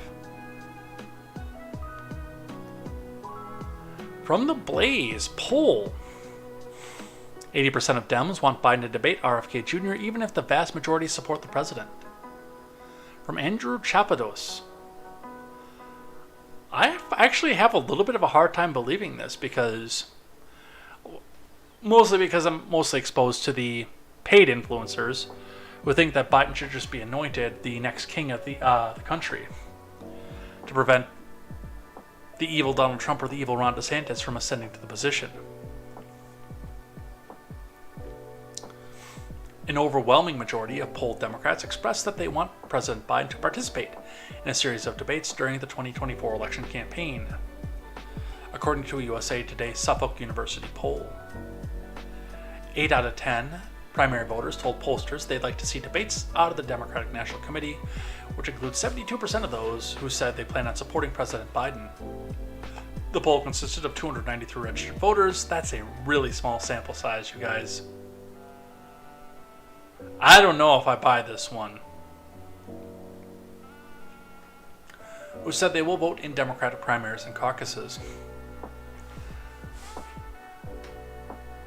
Like, when I see a poll that has a sample size of 700, I start to say, hey, maybe we should throw this one out. Now, it is registered voters, but that's a really small sample size. That's something that I think you could easily get 1,100 people into, even staying as registered voters, by the way.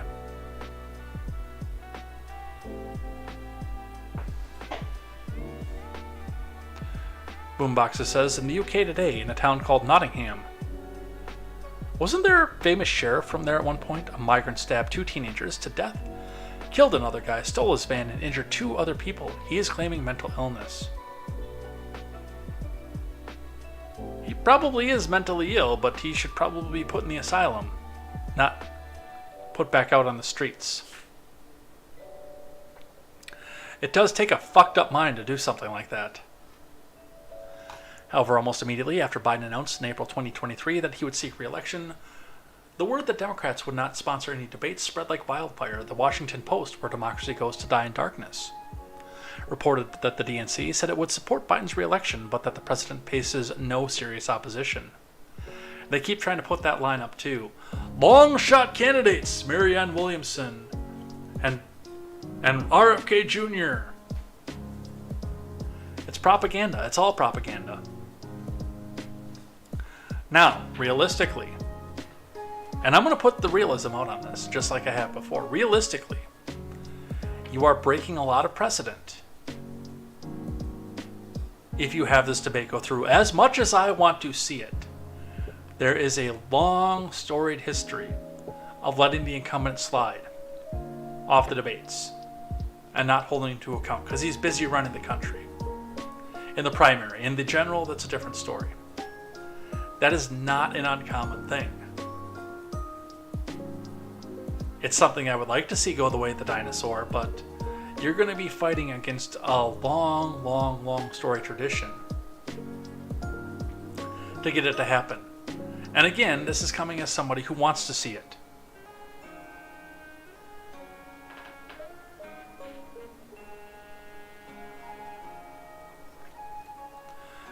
Silentcaster says, think I could run as a Democrat? Probably.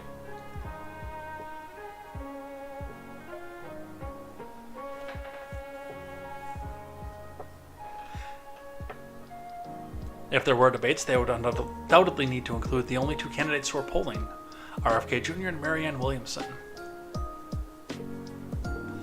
Biden's polling numbers against other Democrat candidates has slightly increased in recent weeks, with a small bump up to 62% favorability. According to RCP, that's in party too, by the way. Kennedy has dropped more than 4 points since late May, down to 15.8, and Williamson dropped from 8% to 6.5% at the same time, leaving approximately 15.7% of Democrats undecided.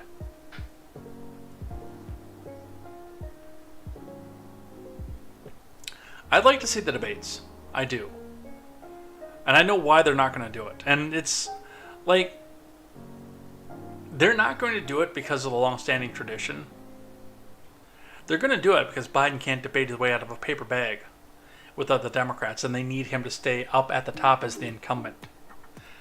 They can't change horses in the middle of this. They need the person who defeated the evil orange man to come back out and get a second term for propagandistic purposes, to put the final nail in the Trump legacy.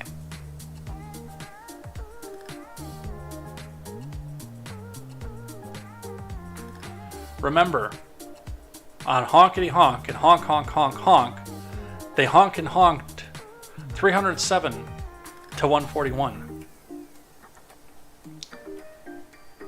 So that Biden could say that he beat Trump in a landslide by the exact same number that Trump beat Hillary over. That wasn't an accident, by the way. The 307 number was done on purpose. I'm sorry, it would be 307 to 131. 231. Why am I blanking on the number of delegates that there are?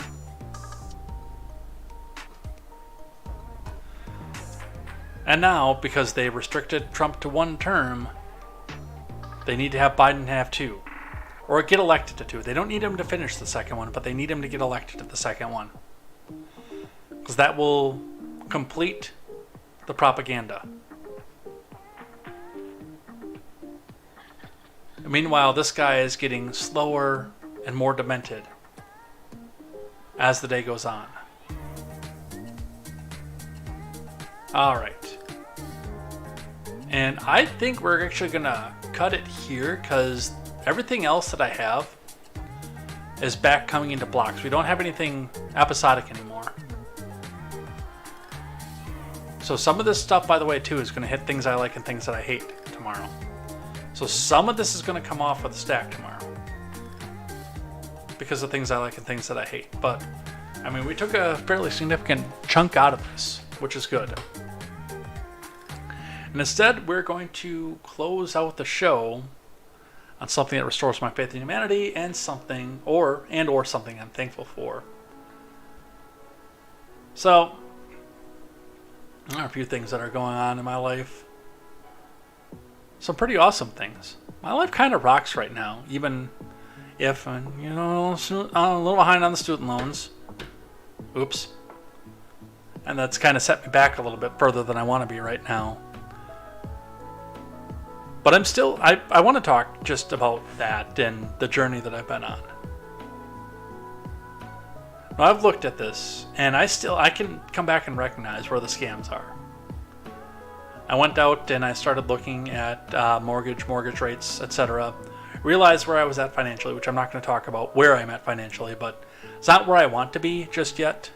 I will say that.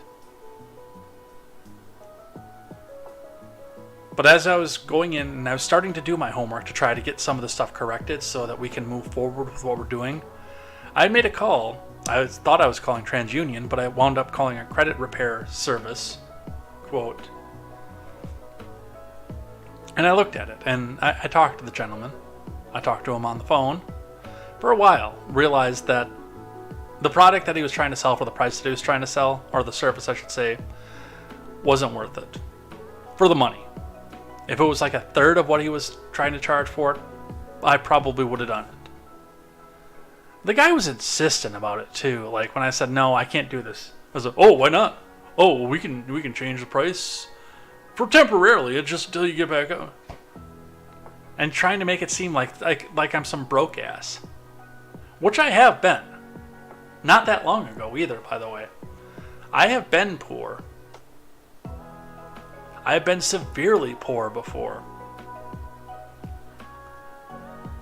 The problem with the service wasn't that I couldn't afford it. The problem with the service was for what they were going to be doing for it, it wasn't worth it to me. It wasn't worth that amount of money that he was trying to peddle out to me. And still, like, he insisted after I told him no several times. Okay, well, what's your credit card number so we can get this started? And I just hung up with the prick. This is a bit of self-reflection to me. Looking back to where I was in 2018, when I started to really get serious about finance and my own personal finance and making things happen. When I saw my credit report for the first time. Because up until 2018, I didn't even believe that anything was a possibility. I thought it was a miracle that I bought my 2011 F-150, honestly. Now I'm actually staring down the barrel of possibly buying a brand new truck. For the first time in my life. Probably the only time in my life, honestly. Looking down onto this and saying, hey, look at where I've been, but also being able to recognize where a problem is. Where a scam artist is, too. I don't think I would have been strong enough to do something like tell that guy to piss off the way that I did. Even just a few years ago. I look back, everything changes, I think it's a miracle that I've moved to where I am right now.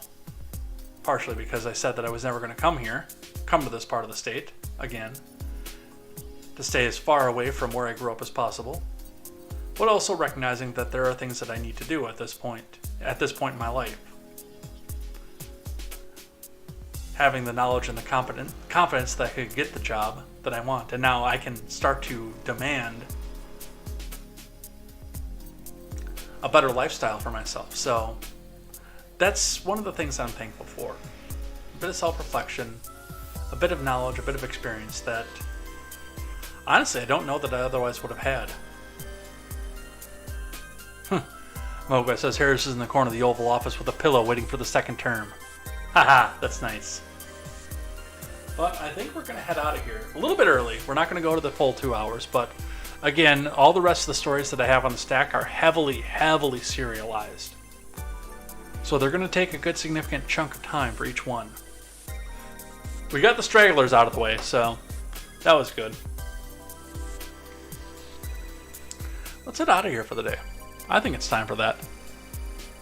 Go get some dinner, a salad, and some chicken. I live on Quick Trip salads now. It's kind of scary. It's kind of sad. This is not an endorsement of Quick Trip because they're not paying me to endorse them. But I pretty much live on Quick Trip salads now. Notice a little bit in my waistline too, so there's that. All right, enough about me. I've just spent the last 10 minutes talking about me. Let's get out of here.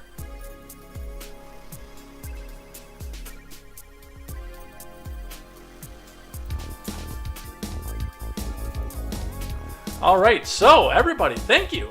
Thank you so much for coming by and hanging out with us. We had a good crowd tonight. We had some fun too with the buy and bribe movie names. I like that. That was awesome. And it just happened organically. Like, I don't know that, well, maybe you guys coordinate offset and off screen and do this. Maybe you guys are in Discord servers together and I didn't know that, but as far as I can tell, it all happened grassroots and it was awesome. I hope we do more of that kind of stuff somewhere in the future. Maybe not always Biden bribe movies, but get a theme going, get some stuff going here. And again, I really thank you guys, especially because the more you chat, the more I get promoted on the front page of these sites. And I did notice while you guys were talking over on Rumble that the numbers fluctuated up more. So there is that too. But with that, we're going to head out of here for the night. Thank you everybody again for coming by, chatting, hanging out, and making this show what it is. This is, by special request, going to be the first show. Actually, as soon as I get off camera, I'm going to be changing this over. So if you can't catch us live anymore, we are going back to Spotify as of tonight. I'm going to get myself logged back into all my accounts and get the show back up there. I did record the show, so we can do that. But with that, we're out of here. Take care. Have a good night. If you are on the Twitch side, stick around. We're going to go find somebody to raid. Who's that going to be tonight? Let's have a look. Oops. That's my outro music. Ringing back over my outro music. What do we think? What do we think? What do we think? I don't know. Is there anything good on? We'll do a Stardew Valley one. Let's just make sure. Let me look at this one here quick. Yeah, not going to do that one with those tags. We'll do this one here. We'll do the Stardew Valley stream here. So let's do that one. We will go see Rio the Automator. Remember. I guess you guys have been a really good crowd, so I don't have to come back with the remembers there. But I was about to say, just remember that if we go off onto somebody else's channel, you're not on my channel anymore, so show respect. But come back and join me here, tomorrow for more news, more talk, and more contemporary. And until tomorrow, I am Jay Edgar, and this is Contemporary. Take care.